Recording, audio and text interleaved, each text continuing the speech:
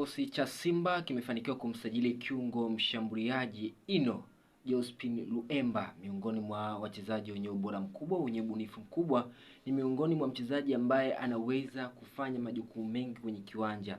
Ni kiungo kabisa wa kisasa, anaweza kukaba, anaweza kupiga pasi, lakini timu pia ikihitaji afunge, ana ubora huo wa kufanya hivyo. Ukiangalia umri wake ni miaka 21 pekee.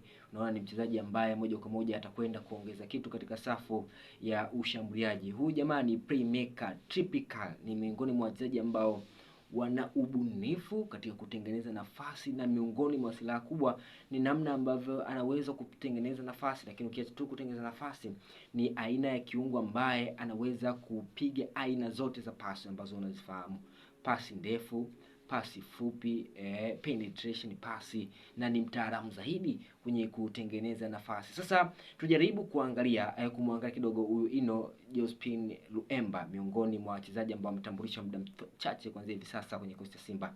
Tukiangalia kikosi cha Simba kimeonekana kusheheni zaidi wachezaji ambao wanacheza katika eneo la kiungo cha ushambuliaji.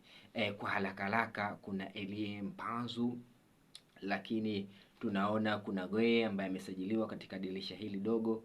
Ukiacha hivyo kuna nyota kama Morris Abraham, lakini pia anaongezeka Ino Jospin Luemba. Huyu ni raia wa Congo Brazzaville. Kwa hiyo unaona Simba namna ambavyo wanajaribu kuboresha safu yao ya ushambuliaji. Hii ni mara baada ya kuonekana ya kwamba timu imekuwa na ufinyu wa utengenezaji wa nafasi, na ndio maana unawaona Simba akili yao kubwa ni namna ambavyo wanaamini kwamba wana washambuliaji wazuri, lakini changamoto ni watu ambao wamekuwa wakitengeneza nafasi, na wameona kwamba Ino Jospin Luemba atakwenda kutibu hilo tatizo. Ametoka katika ligi ya Cameroon katika kikosi cha Colombe Sportive ya pale nchini Cameroon. Sasa swali ni je, ataweza kuendana na mahitaji ya kikosi? Atakwenda kufanya kile ambacho wana Simba wanategemea kukiona kutoka kwake?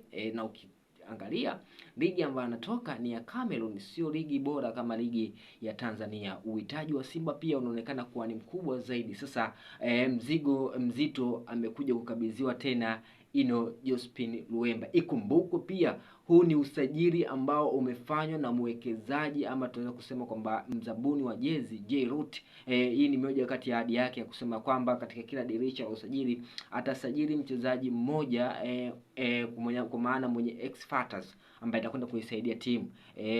Kuna maswali yalikuwa mengi, walitegemea kumuona Faisal, ama kuna baadhi ya wachezaji ambao kwenye akili yao walikuwa na sound, lakini J-Root ameona kwamba Ino Jospin Luemba ataweza kuja kuwa msaada ndani ya kikosi cha Simba, na hada ya usajili ambayo inasemekana J-Root ametoa ni zaidi ya milioni 400 za Kitanzania. Kwa hiyo J-Root kapasuka zaidi ya milioni 400 za Kitanzania kuhakikisha anakamilisha dili la Ino Jospin Luemba. Sasa tumtazame, je, atakwenda kuongeza nini kwenye kikosi cha Simba? Kipi ambacho Simba kimepungua yeye atakwenda kukiongeza?